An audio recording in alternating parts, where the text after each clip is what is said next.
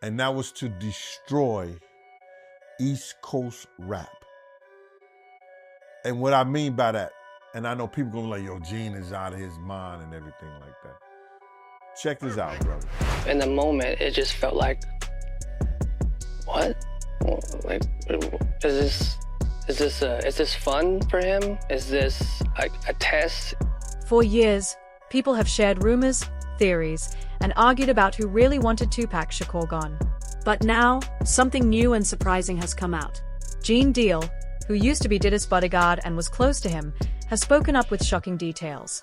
What he revealed cuts through years of silence. According to Gene, Diddy's feelings toward Shakur weren't just about competition or the East Coast versus West Coast rivalry. They went much deeper. He has to take responsibility for what he did as an individual. Sean is the one who pulled that gun out. Sean is the one who shot.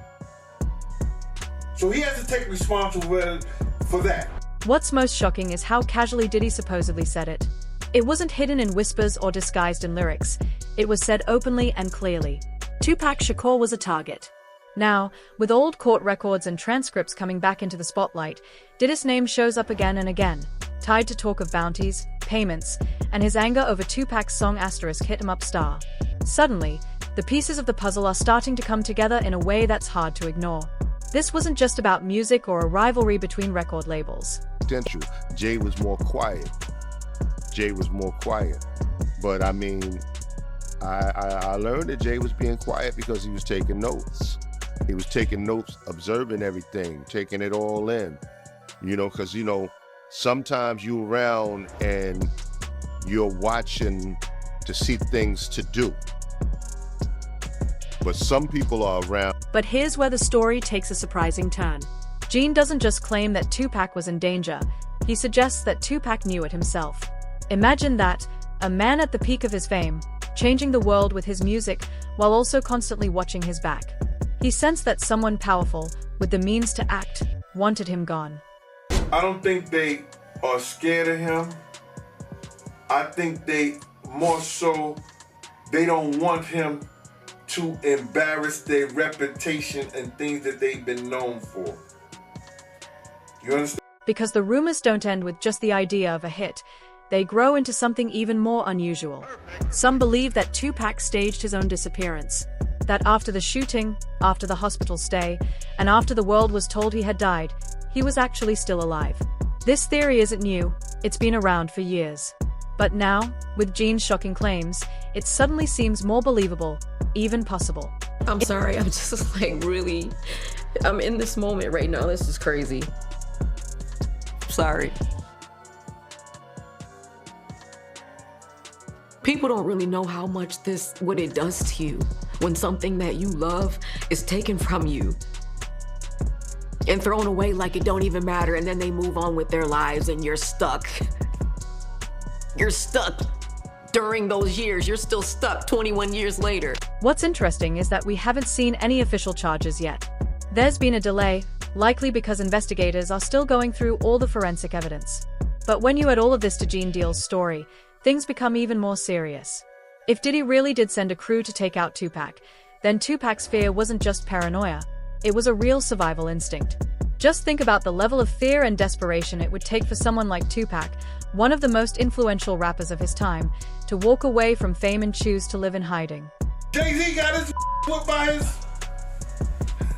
his sister-in-law on camera. What's her name? Solange. You got it after. The feds ain't step in and do nothing. The feds don't care about you getting your whooped. And it gets even darker. Some insiders claim that Diddy wasn't acting alone, that he had a secret inner circle, a so-called hit squad, whose job was to silence enemies, get rid of troublesome voices, and take care of problems that money couldn't solve. Normally, a claim like this would sound outrageous. But when you consider how many witnesses connected to Tupac's case, and to Diddy's more recent scandals, have either gone missing or refused to testify, the pattern starts to look deeply troubling. Terrence Howard appeared on the PBD podcast with Patrick Bet-David, and the episode, this premiered on April 4th, definitely making the rounds because in this episode, Terrence Howard describes an interaction with Diddy where he says that he believes that Diddy was trying to have with him. But if Tupac really felt all this danger closing in, how did he get away? That's where the story moves from the streets to something much bigger: international politics. Some insiders, including former security officers linked to the Black Panthers, say Tupac was secretly taken out of the country with the help of Fidel Castro himself. This idea isn't far-fetched. Tupac's family had strong ties to the Black Panthers, and his aunt, Assata Shakur, has been living in exile in Cuba under Castro's protection for years. So, the thought that Fidel might have offered Tupac the same safe haven fits into a much larger and more complex story. And what's really going to be interesting is the parade of celebrities who we expect to be mentioned and or called into that courtroom. You know, people who we hadn't heard about prior, like Mike Myers, you know, Austin Powers, Mike Myers. Why is he getting called? Why is he on the witness list? That'll be fascinating. And then, of course, there are the no-name, quote unquote, women who are going to have to find every ounce of courage they have. It's telling that every time real proof seemed close to coming out, something always went wrong. Michael Nice claimed he had audio and video showing Castro's involvement, but then he mysteriously disappeared in 2018, right when he was about to go public. Investigators digging too deep into the Vegas shooting often ran into roadblocks. They were blocked, reassigned, or had their credibility attacked. Even Greg Kading, the former lap detective who connected Diddy to the case in his book and documentary, faced so much backlash that his work almost got buried. This isn't just the usual confusion around conspiracy theories. It feels like there's an invisible barrier protecting certain people, while anyone who tries to speak out is pushed aside. Talk about the filth that's starting to come out in the early days of the Diddy trial. This, of course, is P. Diddy. Surprise, surprise, he's a creep. Surprise, surprise, he's done.